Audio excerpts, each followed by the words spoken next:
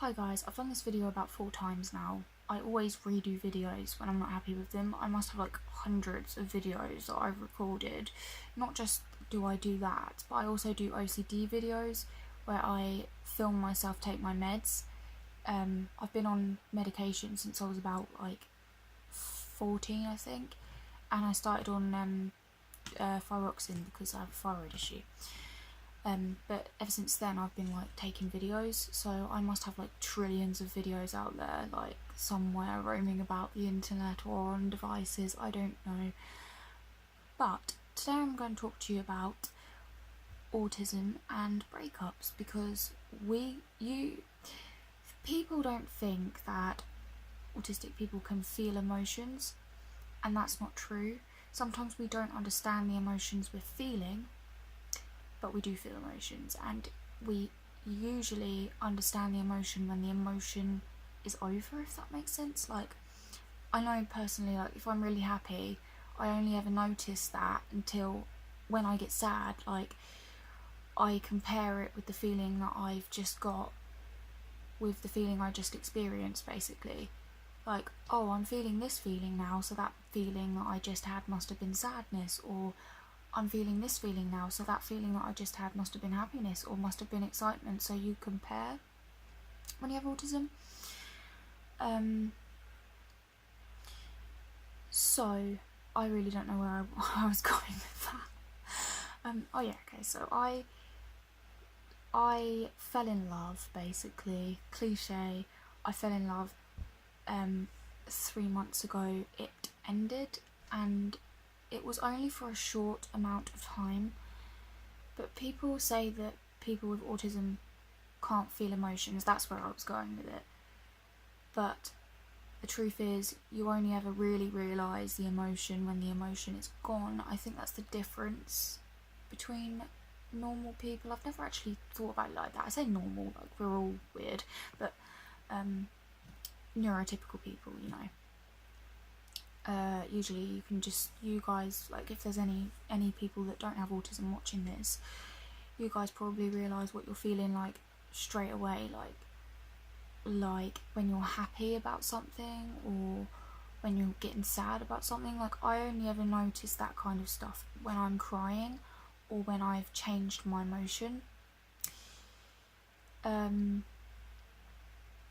Like, I'll notice if I'm down because I won't be speaking as much and I won't want to be around people. Like, I'm down most of the time, but when I'm really down, I just sort of like close myself in my room and that.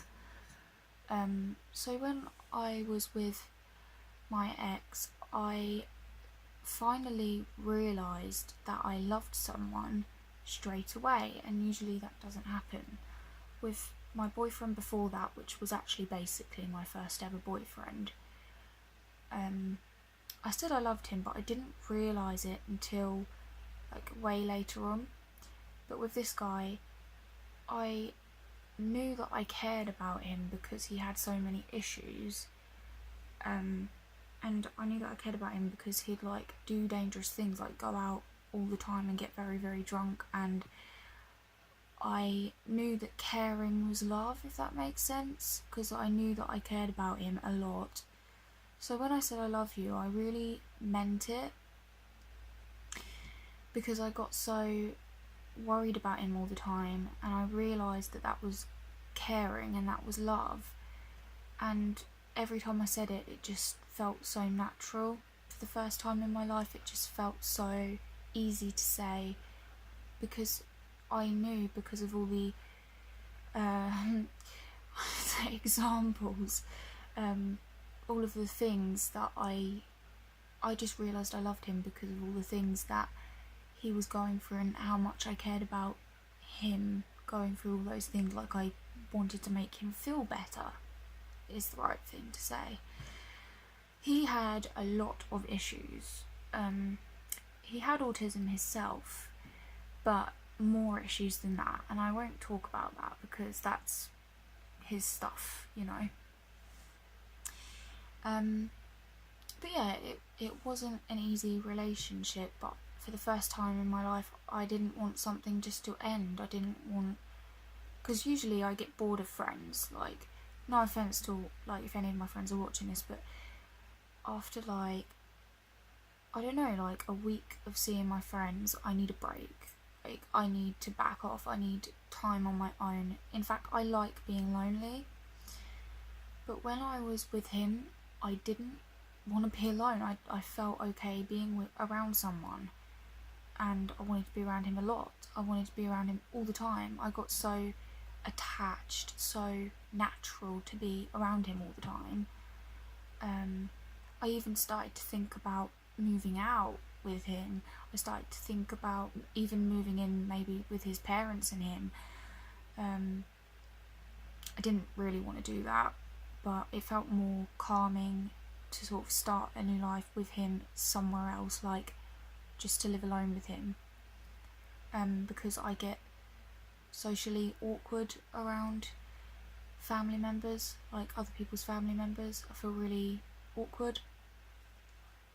I feel awkward anyway, like I'm just awkward in social situations, but particularly because that's part of my illness, like part of my, I say illness, Asperger's isn't an illness, but the things that come with it are, like, you can get social anxiety because your social situations are so awkward, basically. I don't know where I was going with that.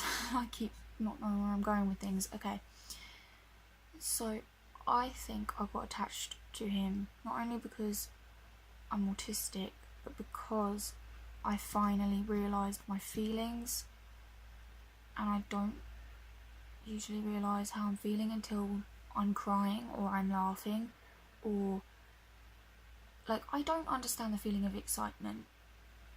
Like, you know, when, like, I know it's like looking forward to something, but I've never understood that. Like, I know obviously what you look like when you're getting excited, you're like, oh my gosh, but I had that feeling. Like, I've looked forward to things. Is that excitement? I don't even know.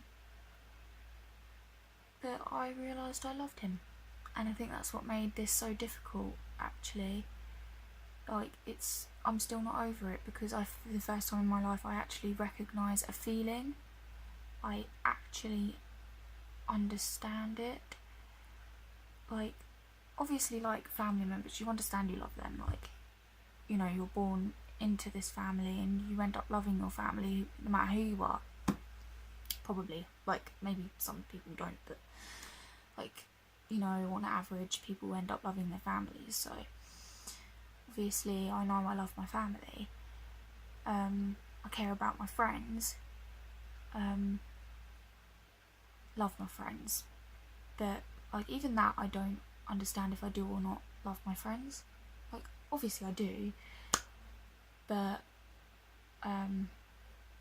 there's no, like, evidence to support that, if you know what I mean. Like, I worry about them, but not as much as I worried about my ex. Oh, that sounds really shit now. Oh, I didn't mean that as a bad thing. Like, I love my friends, yes I do, but it's difficult to understand that emotion, basically, whereas with my ex I understood it straight away. I sound like a right dickhead now. I feel like it's important because I looked up just now, like, Asperger's and breakups, and there's nothing on it. Like, I can't see anything on that, and I feel like there definitely should be somebody talking about their experience with breakups and their autism, because you end up getting really, it becomes part of your daily routine to worry about that person and think about that person, and then suddenly when they wipe the face of the earth and they don't want anything to do with you, you still worry about them. You still can't break that cycle. It's probably the same with neurotypical people, just less, because I've been on this now for like 3 months. That sounded like I've been on drugs for 3 months or something, not, you know what I mean. I've been hung up on him for 3 months, and it's not going away because I wanted that to be part of my whole life, and I let myself believe that. And I've only just sort of realised that I have autism because my auntie actually now believes I have it as well for the first time, and I've like said to her for quite a long time that I believed I had it, and she never really saw like evidence supporting that. And now she's seen, you know, she's seen the characteristics I have, etc. She's realised, like when I was really little, I used to like cover my ears and that when loud noises occurred, and I was just really abnormal back then. And I've always had OCD, like I've always had strict routines about everything, and I've always been socially awkward, like always asked her stuff like, oh, was it normal I acted this way? I felt really anxious the other day in this situation, blah blah blah. And that's happened since I've learned to walk, basically.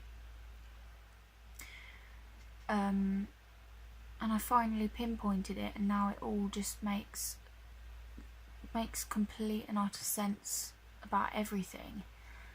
And I'm just struggling with this. I know that this is my autism, like this is why I'm so hung up on him, because he didn't even treat me that nice, and because of my autism I still don't care. Like I'd still, well, because of like all the people around me, like they love and care about me, they wouldn't let me go back with him. But personally, if I was the only person choosing and he asked me, and if I didn't have all these people saying don't, I would, because I'm so like gullible and things like that. And that's part of your autism as well, like you're usually quite gullible. I'm not saying that all autistic people, we're all different, like we all have, like we range, we like there's really autistic and then there's a little bit autistic, and I'm like a little bit. I've like never really met anyone in between really, like it's always been like severely or hardly at all. I have loads of Aspie friends. I wouldn't really say anyone's in the middle. I'd actually like to meet someone in the middle. Just trying to think now, do I know anyone in the middle? I probably do, but I can't think of it right now.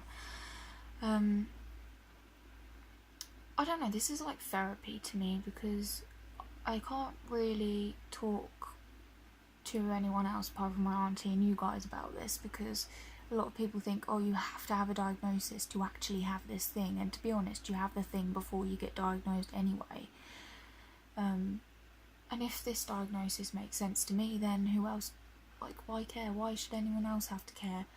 It makes sense to me, like I fit the whole criteria, so why should it matter to anyone else? This makes sense to me, and to be honest, I want a diagnosis because I want to get help for it, because I feel like I could definitely use help for it. I don't know how quite that'd help me, but obviously CBT hasn't worked with my OCD. CBT doesn't help with that really. So it'd be nice to look at it from a different perspective, like somebody just working with people with autism, because maybe it's because I'm so attached to those rituals, those routines, and they work with people that are very attached to strict routines and schedules and stuff. It'd be nice to see if they had like a different outlook, different way of helping people with autism.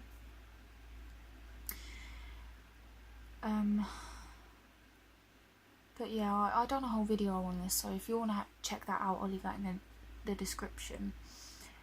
But yeah, I finally understand one emotion. Like I understood it straight away and felt comfortable, like I knew I loved him. Whereas like with other people I have to sort of sit and think, do I? But with him I just knew it. Like I really cared about my boyfriend before that, really, and I knew I really cared about him. But it took a while for me to realise I loved him. Like I got sort of lovesick, if you will. Like it got too much at one point. Like that was how strong it was at one point with my first boyfriend. That I stopped talking to him for a bit, like a tiny bit. because I felt weird about all the things that we were very similar. In fact, he's just got basically diagnosed with autism himself, so yeah, so I just recognised loads of similarities with us, and it was sort of like I liked him the way I liked myself. Like, I loved him the way I loved myself, if that makes sense. But with this guy, I actually loved him as this different person who was very different to me, and I actually understood that I loved him. Anyway, sorry about my forehead. Like, my forehead's like really big. Like, is it? I don't know. Let me know in the comments below if my forehead's big, but I wish I could talk to you guys forever, because sometimes I just need that one person to talk to. And I don't have many friends. I have one friend, but like everyone else is like very busy at the moment. Like all my other friends, I have one friend, really, like one true friend who sees me quite a lot. Well, I say quite a lot, hardly at all, really. I hardly see anyone, literally. And to be honest, I like being lonely. That's part of my autism as well. I'd happily be on my own all the time. But I do like my mum being around, to be honest. Like, I love my mum. She's very like me. But she has OCD as well, so like she'll get me to check things for her, like on her phone and everything. But she tries to hide the fact that she is having an OCD moment, but I can pick up on things that she doesn't even recognise in herself. Like, I pick up on her OCD like better than I pick up on my own, basically, because like it basically becomes the way you think. OCD, like, yeah, it doesn't become who you are, but it becomes your thinking pattern, and you end up not realising that everything you think about is OCD, basically. I'll go into explaining that another time, but autism and OCD are very closely linked, and when you have both of them, because both of them are very ritualistic, like very set routine scheduled things, that when you go through a breakup, having both of them, it's like hell. It's not great, guys. So yeah, if you like this video, give it a thumbs up. If you think it was useful in any way, then give it a thumbs up. And if you have any suggestions, let me know in the comments below. I'm sorry I look like a bin bag today, but I can't be asked to put makeup on, and I've got an assessment later, a mental health assessment. And to be honest, I really don't know how somebody can just make an assumption on your health in one day. Like, if they say I'm fit for work, I'm gonna literally do another video for you guys and talk about how somebody can literally not know in one day if you are fit or not for work. Hopefully they go more on what you say than what you look like on the day. This should be a blooming song.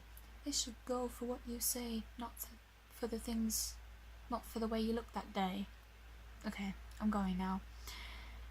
Yeah, I'm gonna go watch this video and probably stay up until my appointment, because I have really bad sleep at the moment, which is part of my autism. It's got into the routine now of sleeping during the day again. I hate it, because I go through sometimes where I sleep perfectly at night and then I'm awake all day. To be honest, I don't really like that, because I get lonely. Like, I don't feel lonely at night because everyone's lonely at night, but when I'm during the day on my own, I feel a bit more lonely. So I do like my sleeping pattern to be different, but not when I have something to do the next day. It's a nightmare.